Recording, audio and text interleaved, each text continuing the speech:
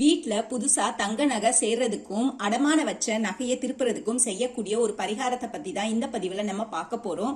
இந்த பரிகாரத்தை நம்ம செய்யறதுக்கு நமக்கு ஒரு செம்பு வேணும். அந்த செம்பு நிறைய தண்ணீரை எடுத்துக்கோங்க. அதுல கொஞ்சோண்டு பன்னீரை ஊத்திக்கோங்க. அப்புறம் அதுக்குள்ள 5 நாணயங்கள் போடணும். 1 ரூபாய், 2 ரூபாய், 5 ரூபான்னு எந்த நாணயமா இருந்தாலும் பரவாயில்ல. அதுக்கு மேல 5 மல்லிகை பூவை போடுங்க.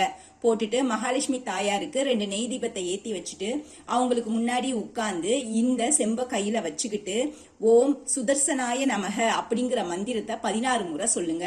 சொல்லி முடிச்சதுக்கு அப்புறம் இந்த செம்புல இருக்கிற தண்ணியை எடுத்துட்டு போய் நகை வைக்கிற இடத்துல 16 முறை தெளிக்கணும்.